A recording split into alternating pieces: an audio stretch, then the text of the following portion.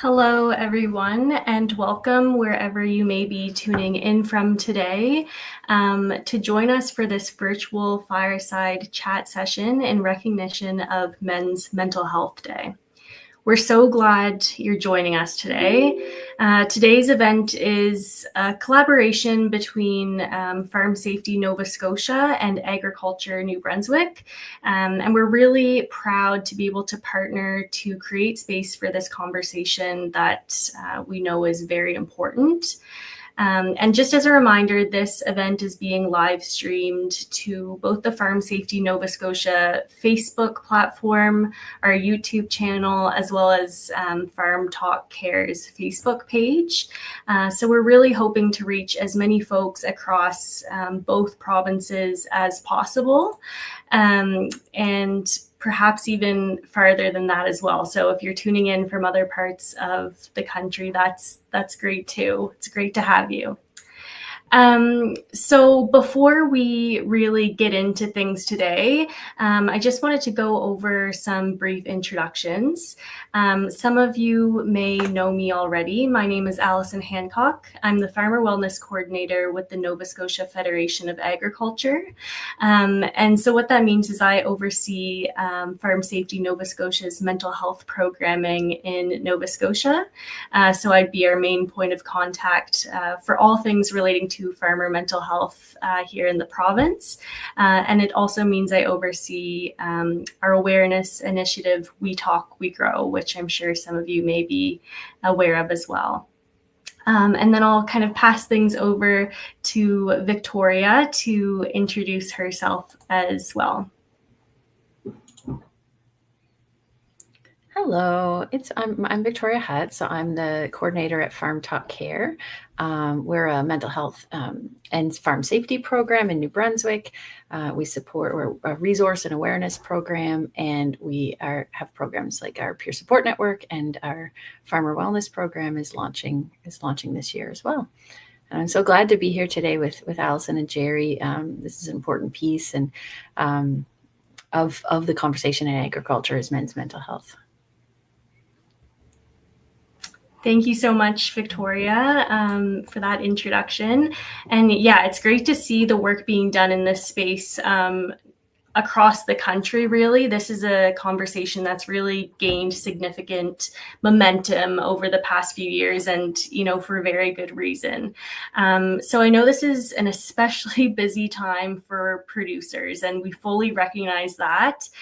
So I just want to say it's completely okay if you're, tuning in from the tractor right now or from the field. Maybe you're, in between tasks in the cab of your truck, just grabbing a bite, but wherever you're tuning in from, we're just glad to have you because, again, this conversation, it matters. So however you show up today is great. So we're holding this event during June, of course, which is Men's Mental Health Month. And today, Men's Mental Health Awareness Day is really a chance to pause and talk about something that we don't spend a ton of time talking about, or perhaps not as much time as we should, to talk about something that really matters, and that's how we're really doing. So in this industry, there's still very much a strong, tough it out mindset. So for many men, this can be silencing. It can be really hard to speak out about your struggles when you don't feel like it's a safe space to do that.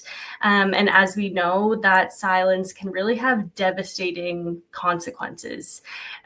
So I'm sure many of you may have seen the statistics around suicide in agriculture and, the disproportionate rates of men who lose their lives each year to suicide. And it's really quite staggering. And that just reminds us how important this conversation really is.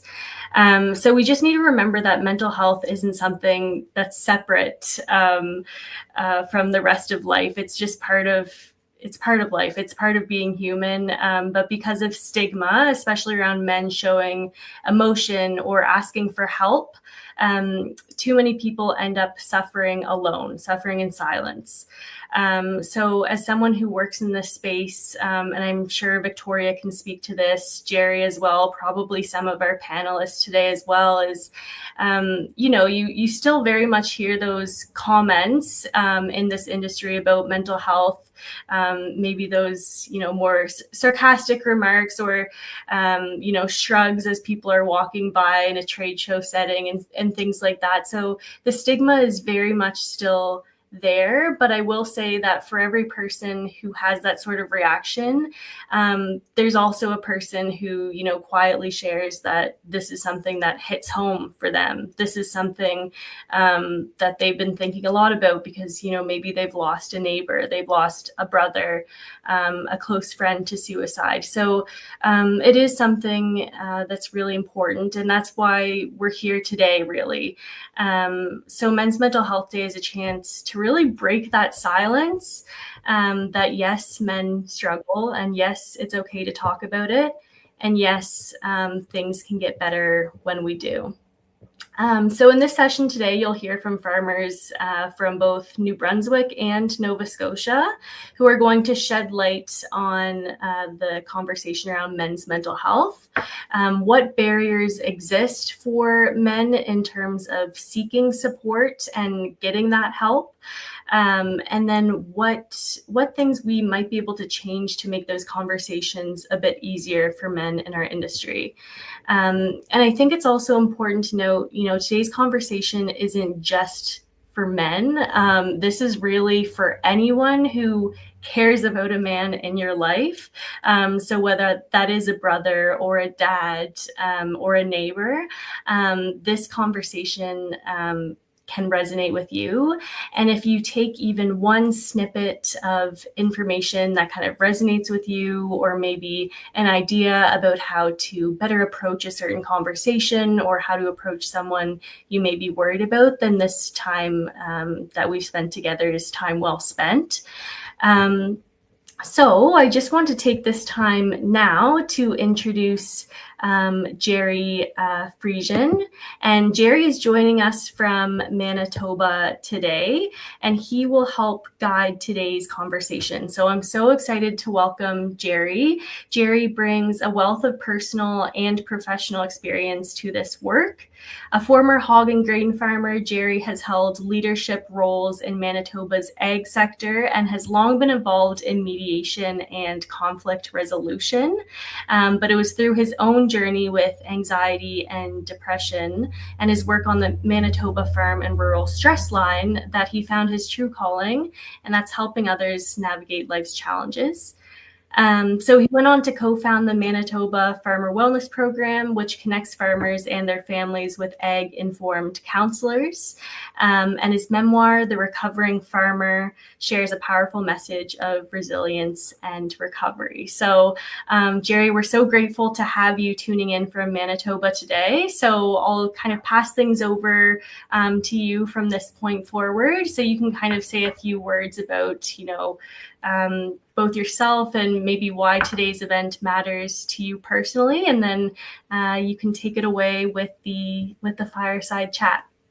All right, perfect. Thank you, Allison, and thank you so much for having me.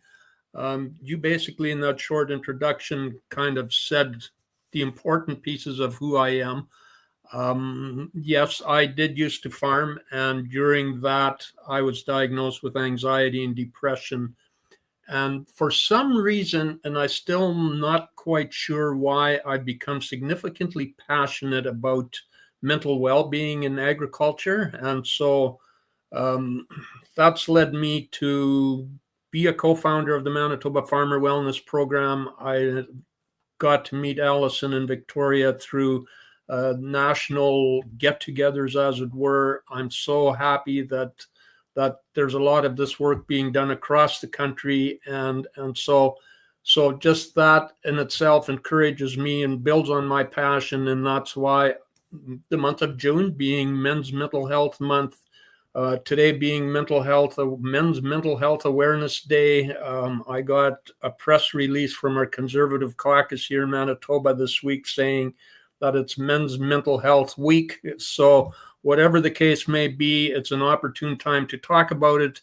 As has been alluded to, it is also a busy time for farmers. And I think farmers in general would say, well, there's usually not a time when it isn't busy. And I often said this when I was farming.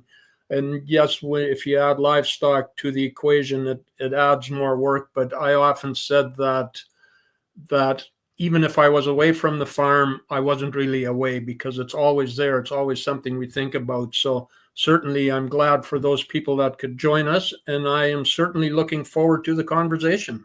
I don't know at this point who I'm talking to today, but hey, we're going to have a conversation and looking forward to it. And there they are. All right, gentlemen, Dave, Sam, Michael. I think this may be it. So you know what? Why don't we start by each of you briefly introducing yourself and talking about why this event today in particular is important, and I'll call out a name. And Michael, why don't you start? Okay. I'm just been thankful to be able to get involved with Victoria in New Brunswick with what we're trying to do with New Brunswick Farm Talk, and the necessary awareness that we need first as farmers and farm families, but also, I guess, maybe eventually to have a more understanding public. So that's about all I can say. I'm just a very small farmer now, and have been have had in my life anxiety and depression since certainly my early 20s, and perhaps longer than that. So thank you. All right. Thank you very much for doing this, Michael. Really appreciate that. Dave. Oh, we can't hear you, Dave.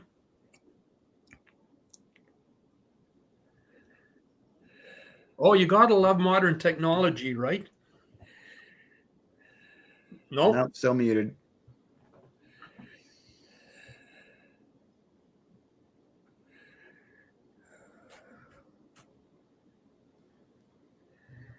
Yeah, in the meantime, I can introduce myself. Sure. My name's Sam Lutz. I'm from Lutz Family Farm. I'm a 6th-generation farmer in Nova Scotia, the Annapolis Valley. So I was born and raised on our family farm, run by in the early days, just by my dad. Then my mom joined the farm full-time a little more than a decade ago. So I got my degree at the Ag College in Truro in Nova Scotia, and I've been working full-time on the farm. This is just my 3rd full season, but I've been kind of helping out since, as I was big enough and old enough to drive a tractor. So it's certainly been a long journey, and now I'm getting a little bit more involved into the overhead and the management and the more administrative side of farming. All righty. Thanks, Sam. And where are you at, Dave? Is it working? No, still can't hear you.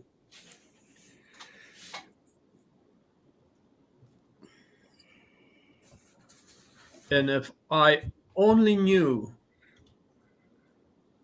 Okay, well, as you keep working at it, we'll carry on here. And we keep talking about mental health, and I know that's a pretty broad term, but I'm curious, and maybe Sam, I'll get you to go first. What does the term mental health mean to you? Oh, I think it's the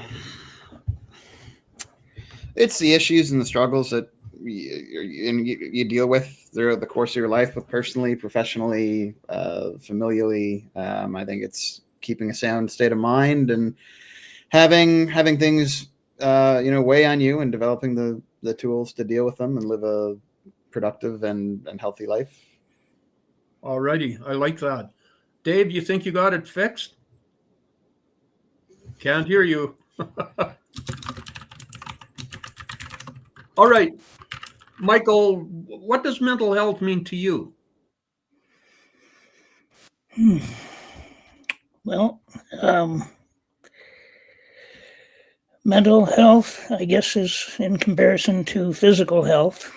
and mental health would involve your mind and your soul and your spirit, and your more human interactions, I guess.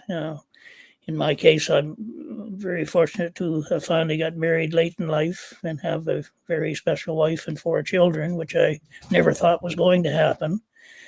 So that has helped me a lot. At the same time, I still struggle day to day. Not all the time. Sometimes I can have some pretty good stretches.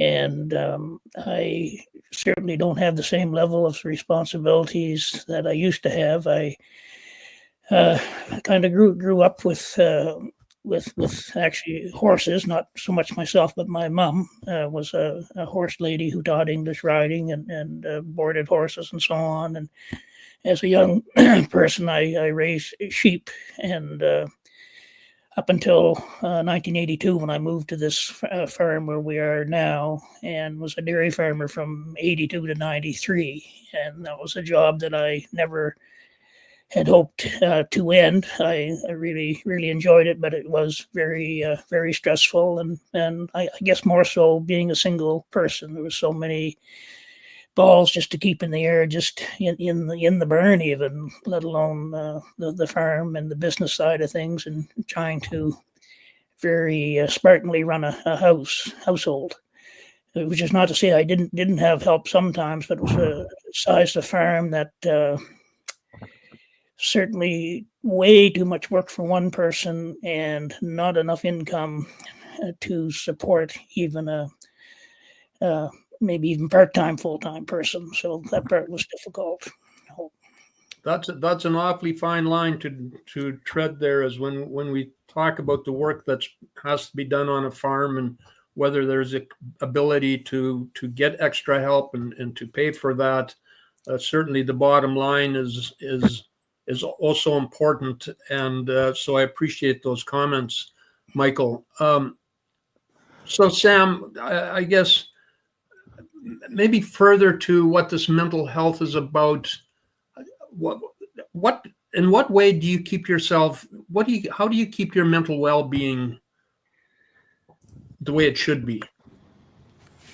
I think a lot of it is communicating and talking with other farmers. I'm lucky enough to farm with my brother-in-law and my parents, and so we certainly have worked on our ability to strike a healthier work-life balance on the farm. And obviously, it's certain times of year are busy, and there's nothing we can change about that. But we try and look out for each other's well-being and try and make sure we're all getting the support we need outside of the farm, and outside of our immediate farm, just sharing with other farmers, the issues we deal with. I've kind of had a little saying that, farmers are alone, but we're together alone, right? So we all work a solitary job. We all spend hours and hours on end by ourselves in a tractor, or late at night, planning out the week and the next day's work. But all the other farmers are doing the same thing, and we're all, it is comforting, even if it doesn't solve the issues, but it's comforting to know that everyone else is going through the same struggles and they have their own experiences, and we can all kind of share tools and strategies we've come up with to help deal with those struggles. Well, and that's awesome that you can have that line of communication, whether it's with the people you farm together with or with the larger community around you, the agricultural community, because, and you talked about spending many hours alone, whether you're in a tractor or in a barn. That often happens, and we know that the loneliness can breed mental illness. So being able to have that open communication is very, very helpful.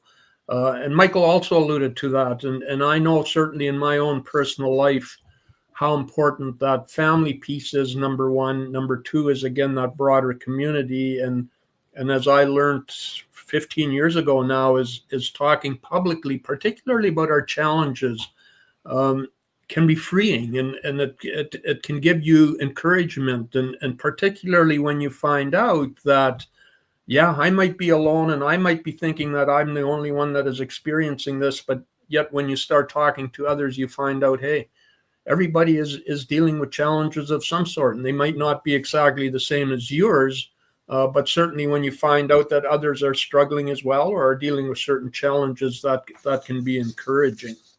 Mm-hmm. So, and again, we talk about the fact that June is Men's Mental Health Month, and today is Men's Mental Health Awareness Day.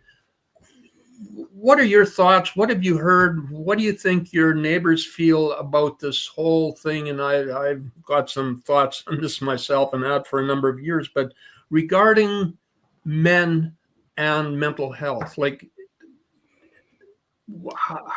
do you hear stuff about that?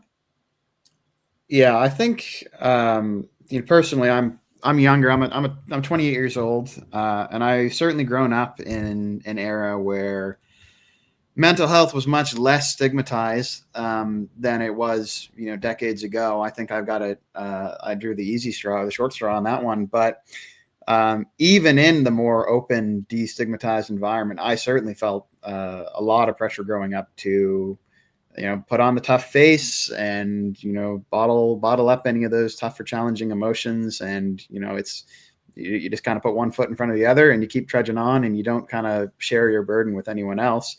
And I know that it's a silly thing to do, and it's a habit I'm trying to break, and I've certainly worked on it over the last number of years. But I feel that pressure hugely, and I feel like I'm in a very fortunate state to be able to deal with that. I feel like a lot of other people don't have that same luxury or have those bad habits deeper ingrained in their psyche. Yeah, and I always say that, and you're probably close to the age of my kids, and I certainly know that their whole attitude towards mental well-being, towards mental illness, call it what you may, is totally different than what my generation certainly was, and certainly my father's generation, where I know when I was growing up, and if you were facing challenges like that, it meant you weren't working hard enough, or your faith wasn't strong enough, or you weren't praying enough, when in fact it could be something else. So sorry, Michael, I keep talking here. I'd like you to talk about that as well. Okay. Sam, I was 28 when I started dairy farming full time. Same age as you. I'm 71 now, and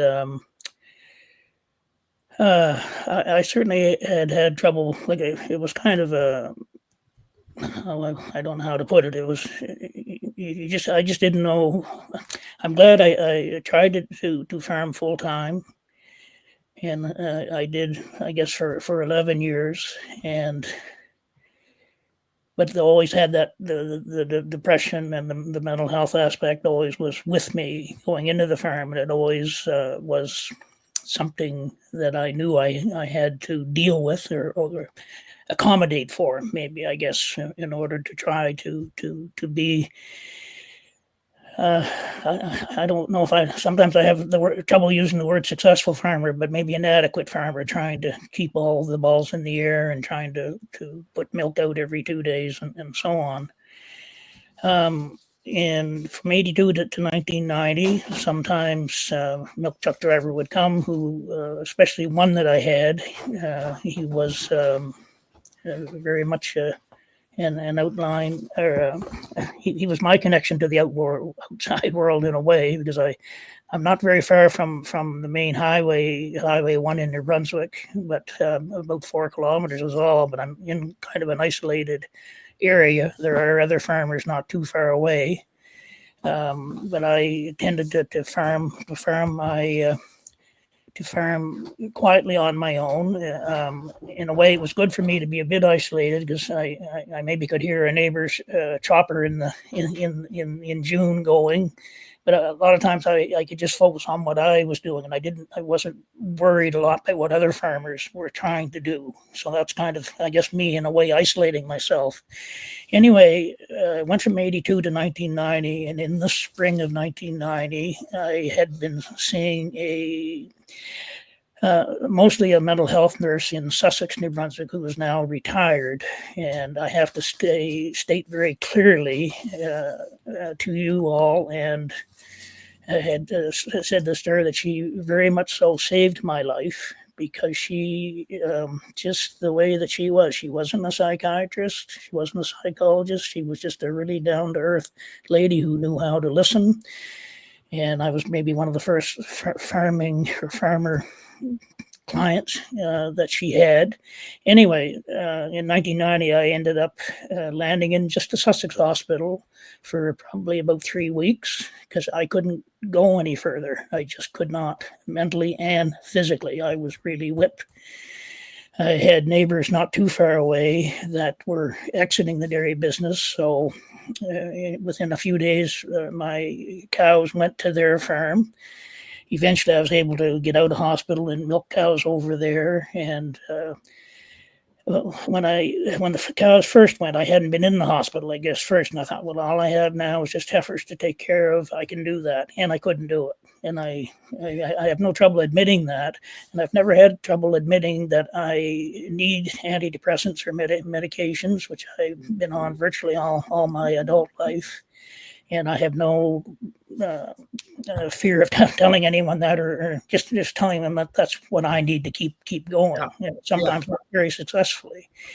So that's I think that was what I was leading up to. So anyway, so 1990, if the milk truck driver asked me why I was down a bit, because he was always concerned, and he would notice that. And I used to say, well, I didn't put the pipe in the tank, which I did do once, but most of the time it was because I couldn't keep all the balls in the air. And might have done 3 milkings in 2 days instead of 4, and so on and so forth, which is nothing that I'm at all proud of, but it sure did happen.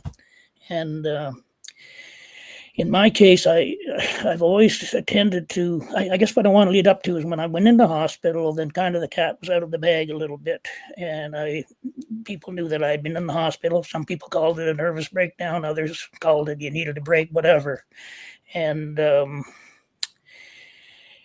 I found more people were willing to talk to me about it, that maybe they didn't have experience, but they had a relative or a friend and so on. So that empowered me a bit. And I think I'll stop rambling now, Gerry, and let you guide us where we're supposed to be here. I'm probably off track there a little bit. No, you know what, Michael? I really, really appreciate you sharing that personal story with us, because it's so important. It's so important.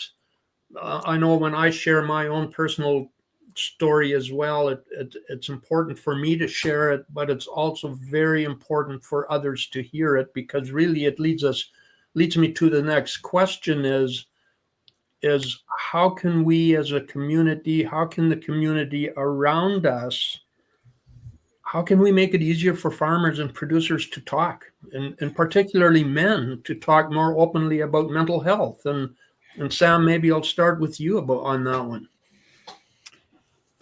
How to make it easier? That's a good question. I think really just stressing reducing the other burdens. I don't think anything you can do is going to magically make a bunch of men who've lived with a certain mindset their whole life want to suddenly open up. But if you can improve the rest of the environment around them and sort of reduce some of those other stressors to either reduce that mental load or give them more of a space or time or resources to seek and get that kind of help. I know one of the big reductions of stressors for us has been engaging with the greater ag community, but also working with specialists to take some of that mental load off the farm, whether that's working with a succession planner and working with other professionals to address some of the other big stress loads that we face. And certainly, it's just less plates to juggle, right? And then if you're not having to worry so much about addressing all these other issues in your life, maybe you have a little bit more time to relax, to take to yourself, to spend more time with your family and enjoy some of the things that will aid your mental state. As far as talking about it specifically, initiatives like this are great. I think they're growing. I don't think that we were having these sort of chats 10 years ago, 20 years ago. I think just the environment around about speaking about mental health, about being more open with how you're feeling to your family and your community. I think that's all progressing in a good direction. I think it's a step by step. It's getting more people out to events like these. It's having that same presence at conventions and the different gatherings that us farmers have. I think really just having mental health supports embedded in the community, and having it to be just as normalized to go and talk to a mental health specialist as it is your crop specialist or your soil specialist. I think those are valuable tools for farmers to have.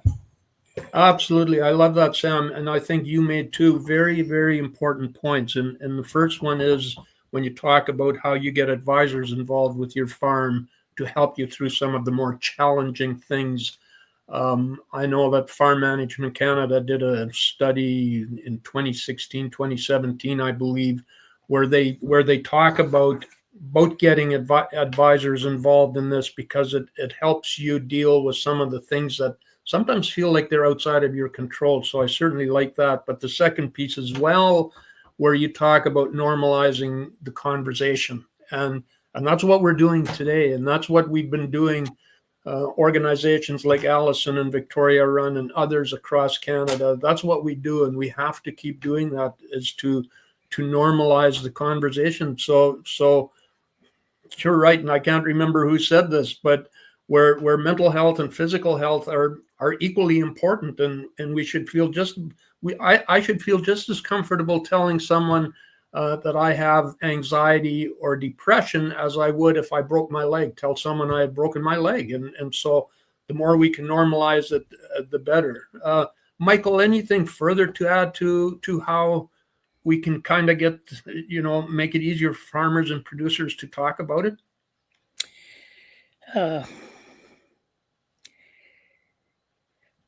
I know in my case, sometimes, I guess I'm a very private person, and I'm more of a one-on-one person. And if there were more people today in our group here, I'd probably be the one doing more listening than speaking. But we've been forced into that, Sam, I think, but in a good way. Yeah. In my own case, whenever I knew I was headed downhill, I would tend to isolate myself more. And it wasn't from embarrassment, but I figured I would be very honest. I felt sometimes, people that were aware of depression and anxiety, my depression and anxiety, I kind of felt they must be getting awful tired of hearing about this, and because it's always, for me, it's always been there. Like I say, I can have some great stretches of time and feel productive, and everything can mean so much in one day, but I have found the next day it means nothing, and that's hard in any walk of life. But it's if you ran a convenience store, it would be hard. It wouldn't matter. When you're farming, and especially with limited help, it's very harmful. So what I'm leading up to say is that when I was going downhill, and yes, I had some supports in the community, but I would tend to wall myself off more, because I really felt I had this big dark cloud like they have in the cartoons over my head, and that I almost felt contagious, that if I spoke to somebody else, I'm going to bring them down, and I didn't want to do that. So that's about all I can add right there now, Gerry. I know I've had a couple of farmers, friends that were a bit older than me, and they were very, very busy too, but the odd times that we did speak, it really was uplifting. And I had one special friend who's not dairy farming now, who's retired, but if I ever went to him with a challenge or a problem or didn't know quite what to do, there was no fooling around with him. He always said to me, Michael, when I had that problem, this is what I did. He didn't say, oh, you got a feed bill. Oh, how come you let that happen or something? He just said, when I had that problem, this is what I did. If I had a chance to do it over again, might be part B, this is probably how I would address it now. So those conversations, although they were very spread out for me, they were very, very valuable and helpful. Yeah. I think that point about, when you felt those those worst periods coming on, and you kind of started to isolate and you wanted to deal with things yourself.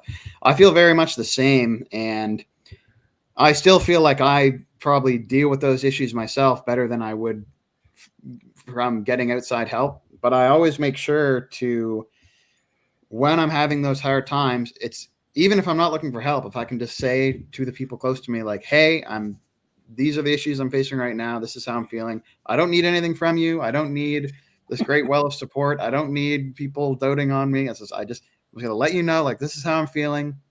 I'll deal with it. It'll pass. But like, just, I'm not being cross. I'm not being angry because of anything you people have done. It's, I'm just having an internal thing right now, and just letting the people know. And it's like, hey, I'm having this. I don't need anything from you right now, but like, this is how I'm feeling. Just keeping them posted. And that kind of helps keep those relationships a little tidier, and you don't want to cause any undue strain when you're already feeling, down. You don't want to feel like a burden. You don't want to feel these other ways. But this just helps communicate that, and maybe helps the people around you deal with how you're feeling. Well, and you both make very good points here, and I certainly, Michael, what you said resonated with me when I'm not in a good place, which happens more often than I wish it did, obviously. But it gets to the point too where really, do I have to tell my wife again? Like, she's asking me what's wrong, and do I have to tell her again? Where, you know what, I would just, hey, it's not good today, but it will be again tomorrow. And so there's that support we need. I like what you said, Sam, about finding your own ways to get over the challenges you're dealing with at a certain time. And I'm all over that. I agree with that.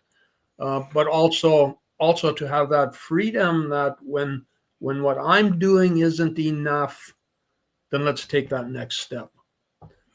And I have to tell you a funny little story about and I know in the introduction, whether it was Allison or Victoria who said that, well, we're focusing in on men today, but if there's women here that are watching this as well or listening in, we had a situation, one of our farmers in Manitoba, and I got the go ahead to share the story, so I'm not speaking out of school here, but he went to see one of our counselors and told the counselor, my wife said, either you go seek help or I'm leaving you.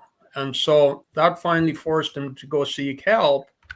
And as soon as after his first session, he booked the next one because he said, wow, this is helpful. And so there's a little there that might work. I always laugh when I hear that story because I'm not sure that, well, I guess I shouldn't say this because there's been a few times in my life where my wife and kids kind of threatened me too that I needed to step out and get further help. So anyway, it's a story that I like sharing.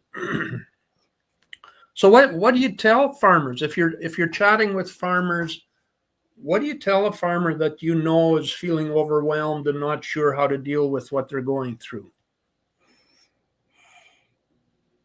And in fact, might think that talking about it wouldn't help. Who wants to go first? Sam? Could I add something to what Sam said there? Oh, sure. Absolutely, Michael. Go ahead. I certainly agree with you, and I applaud you for doing what you were talking about, Sam, about, I guess, really identifying where you were a certain day in a certain set of circumstances, and the fact that you were able to put it into words and tell people close to you. I think I'd be correct in saying perhaps you would feel like you were being heard, and at least as much as their capabilities were in the moment to understand. And to me, to be heard and to be understood are just two things that I seek, and I'm not very good at seeking them. So I really appreciate what you said there. That and you're only 28, and I didn't learn that until just a few years ago. So that's. It's nice, Michael. It's nice to see that younger generation learn a little quicker than you and I did, right? Well, on some things, I've got a long way to go yet. So I could probably cheer you up, Gerry, quite a bit if we get into more details. But, and sometimes I feel really, I know, like when we first met in New Brunswick back in November 15th and 16th, I believe sometimes when I think back to the meetings that we had, I kind of thought, well, gee, I think probably I said too much about myself, and it's not a complimentary thing, but to me, I even sometimes have a lot of trouble even identifying as a farmer. I kind of feel, and it's not positive the way I'm treating myself, and I acknowledge that. But I feel like I feel like I'm a has-been that never was. That's what I really feel for the most part. The amount of money that I borrowed to get on this farm in 1982 would probably not even be enough for some large farm's operating account. But I guess perhaps it was all relative. What circumstances in 82 to what they are today, everything, but I know I just feel pretty insignificant, I guess. And I have to question, am I a real farmer at all? And that's a very true statement from me.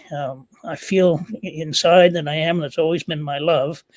But just with the way things have gone, I certainly haven't. I certainly don't feel like a success story. And in farming, I'm thankful for my wife and my family life.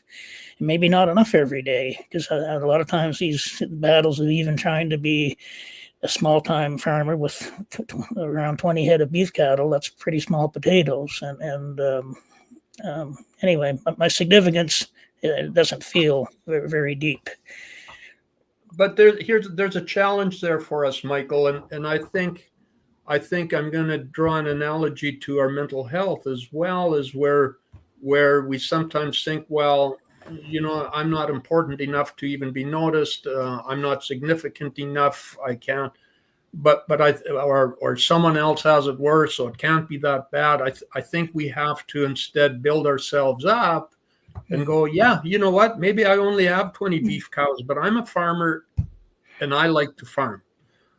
Yeah, my farming didn't end very well, but I look back now and say at least it ended.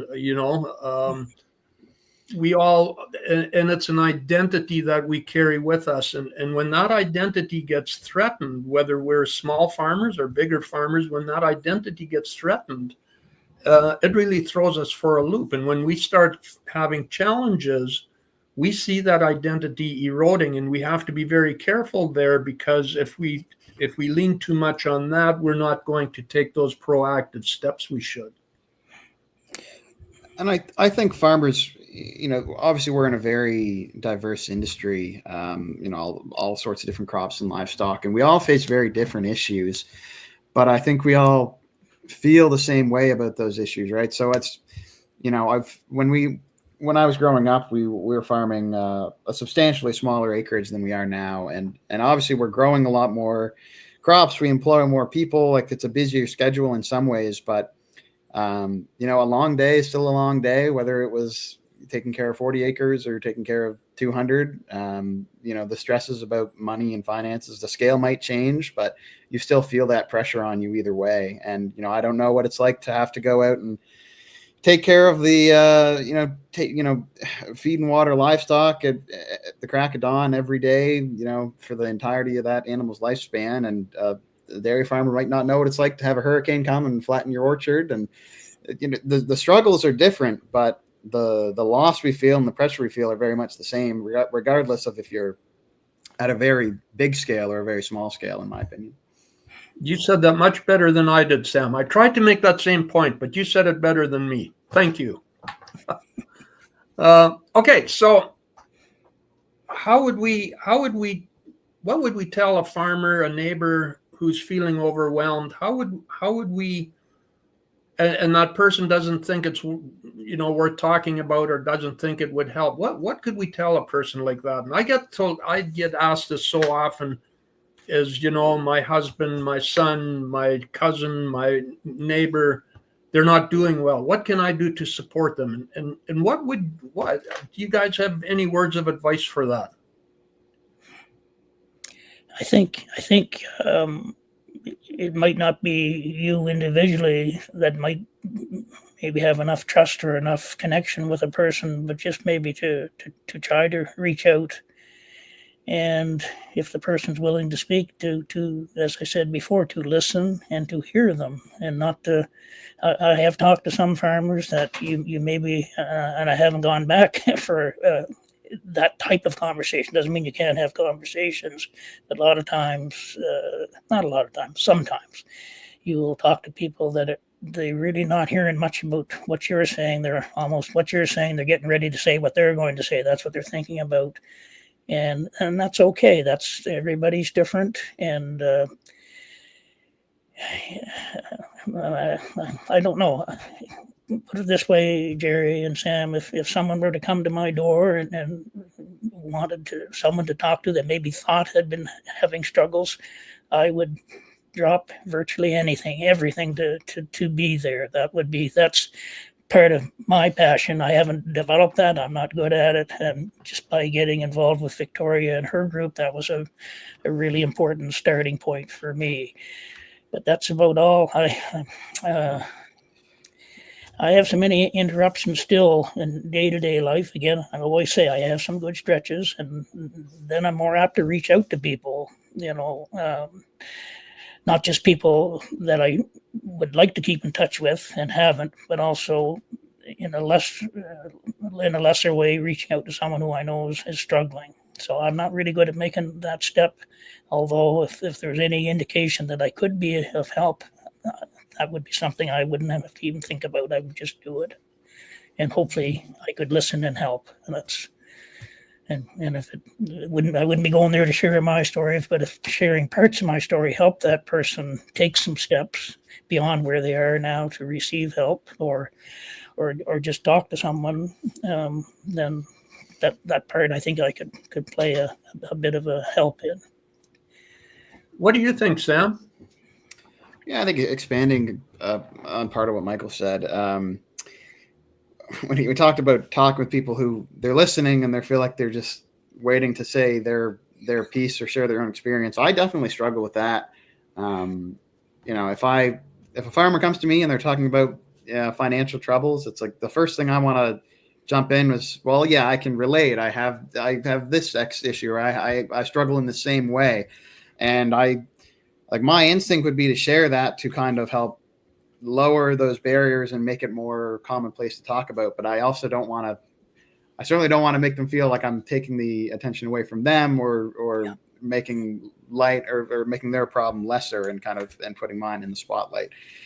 So I think that's challenging, but I think that's where the conversation, I think that's where it comes from. It comes from the farmers who are willing to talk about it and willing to come out and engage with these programs, just picking away at the ones who aren't, and you make any inroad you can, and you try and, if you just can get a small acknowledgement that, maybe things haven't been so great on the farm, or maybe, yes, I have been having these issues.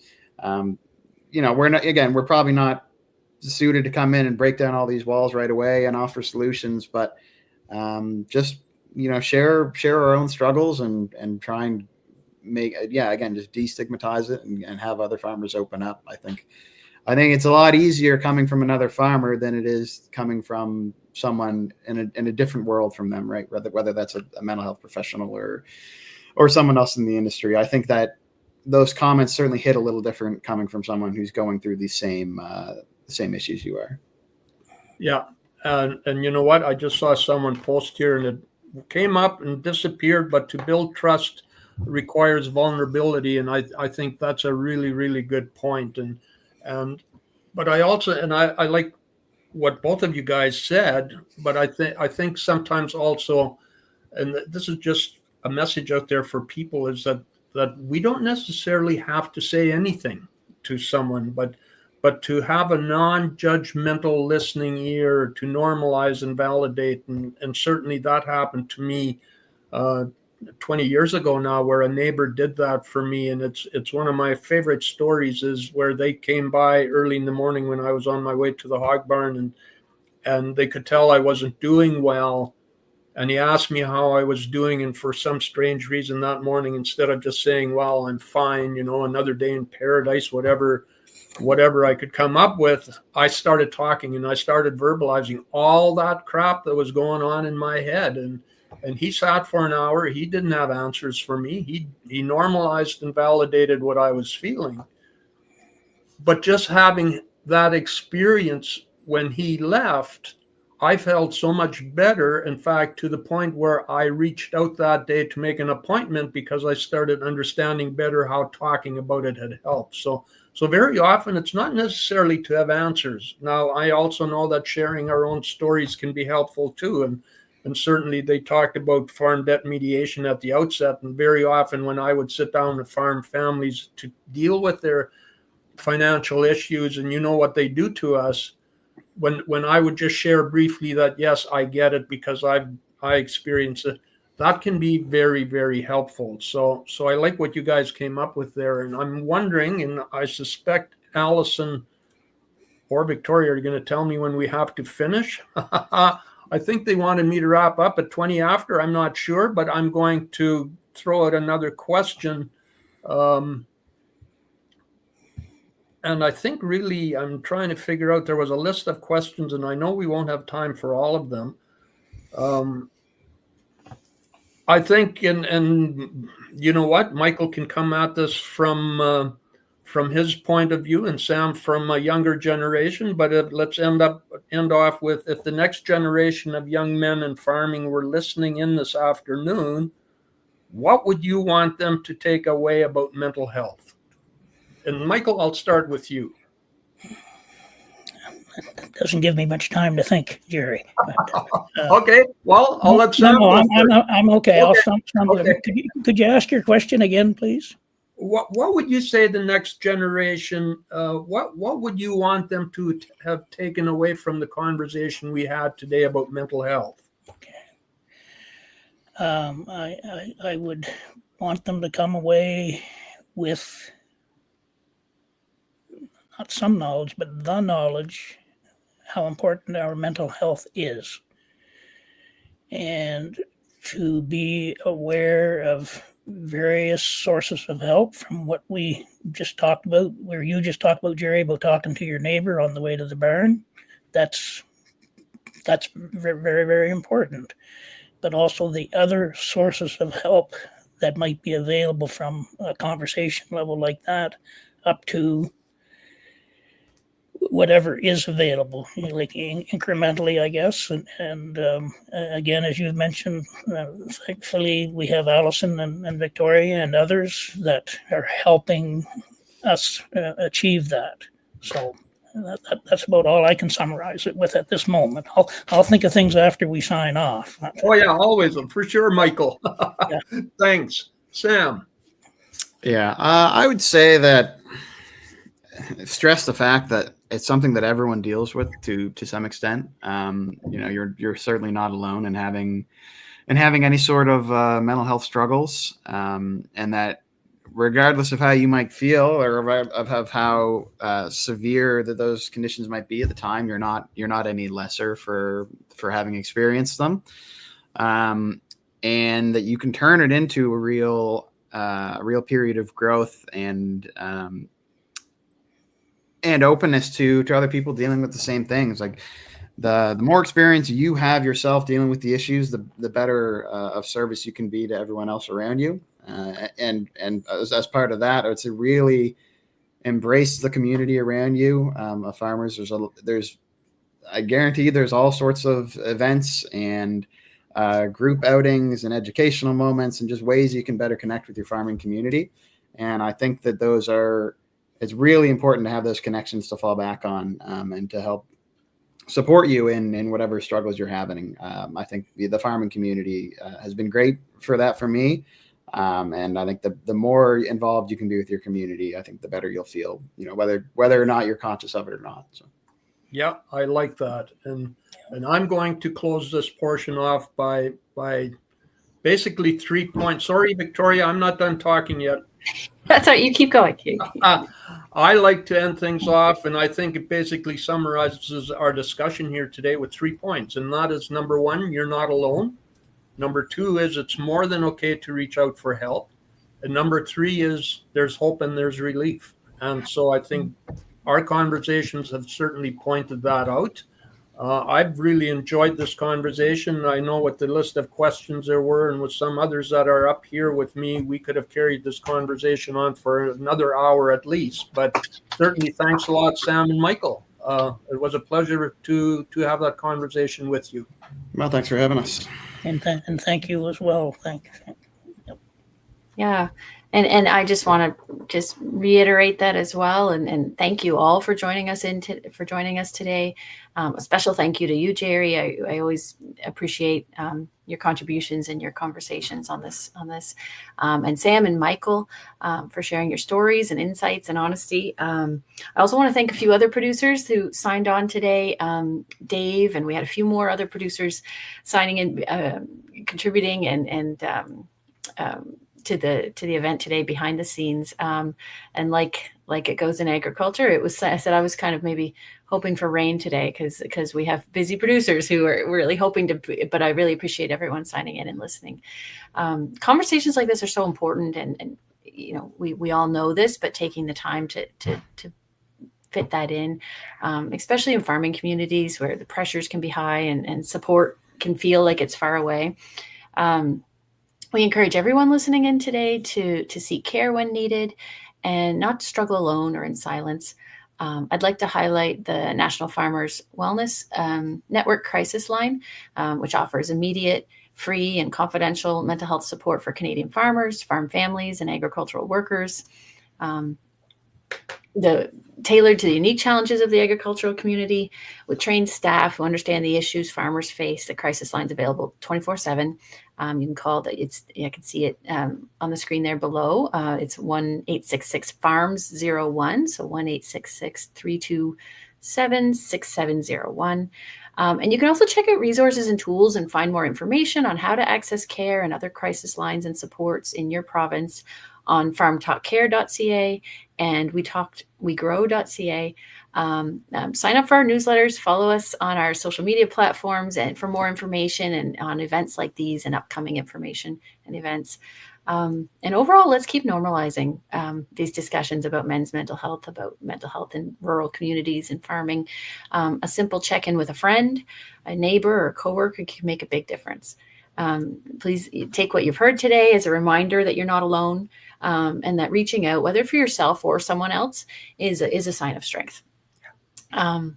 Sometimes we all tend to feel underqualified about offering support. You know, it can feel a little over professionalized maybe, but it's important to remind ourselves that talking to someone is better than talking to no one, and having a tough conversation can really be an important first step in facing challenges. So that's all of our session today. We just want to encourage you again to take care of those around you and yourself, and keep the conversation going.